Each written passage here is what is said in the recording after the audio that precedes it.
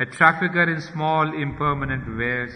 It's like it's giving the example of a small boat, going from shore to shore, selling a few things, not a big business. But this is what our lives are. Our small lives going from place to place, experiencing a few things here, but the journey continues. At first he hugs the shore and shuns the breaths. You see, it's a beautiful image, maybe of the materialistic man, that we want to remain close to matter, close to earth. We do not have the courage to launch ourselves into that ocean, that infinite, unknown ocean. So we want to be close by its safety and all that thing, Dares not to affront the far-off perilous main. Says, no, I don't have the courage. Let me be close to earth and to this shore. He in a petty coastal traffic plies, his spade doled out from port to neighbor port, content with his safe round's unchanging course. He hazards not the new and the unseen. It's a beautiful system of our own life, that we do not take adventures, we do not want to take any risks. We say, no, let me be comfortable, safe. And so we are doled out from port to neighboring port, content with his safe round's unchanging course. He hazards not new and unseen. But now he hears the sound of larger seas. But now, when the moment comes, when that decision comes to break, to turn around, to go further, a widening world calls him to distant scenes and journeyings in a larger vision's arc, and peoples unknown and still unvisited shores. This is the adventure of consciousness. This is the sailor that is speaking of.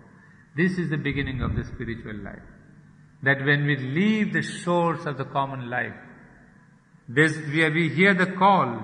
He says he hears the sound of larger seas, the attraction to the unknown, the unseen.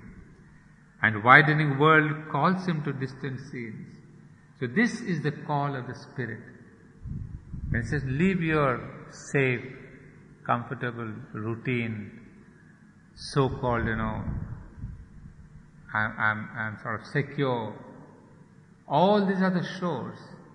But few are they who can leave these shores, hear the call of the wild, the call of the sea.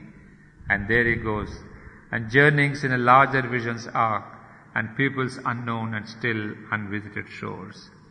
On a commissioned keel his merchant hull serves the world's commerce in the riches of time, severing the foam of a great landlocked sea to reach unknown harbour lights in distant climes and open markets for life's opulent arts, rich bales, carved statuettes, hued canvases, and jewelled toys brought for an infant's play, and perishable products of hard toil, and transient splendours won and lost by the days.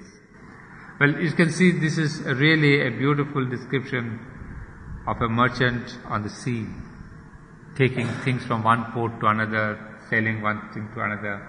It's really a voyage, and he compares it with the voyage of a human life. Some are there, or most of them are there, stuck to the shore. Some go on the ocean, adventure, people visit new places, new people. It must have been, I can see Sri Aurobindo's own very personal journey. The way he must have discovered, but Savitri, from book 2 you will see all these discoveries of new worlds, new people, different levels. So it's a beautiful description of all that he wants to do or he is doing.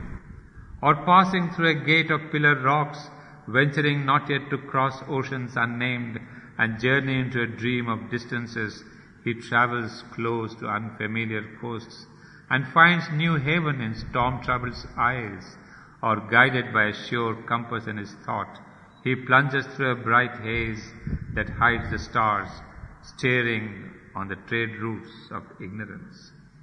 Well, we'll stop there, but you see, there's not much to explain, but it's the same image of the soul that has launched itself on the journey. There's unknown shores, unknown possibilities, dangers and difficulties. But most of us take such a long time, such a tremendous hesitation to leave the secure, comfortable shores. Very few. That's what I remember. In the Gita, Lord Krishna says, many are they who hear this message, but there are very few who take to the path, and fewer still who reach the goal. So many are there, we all are there, many of us. We listen to the message, but don't leave the shores. There's only very few who venture out, and fewer still who reach the goal. So we can see the same thought here coming down, adventure of the soul.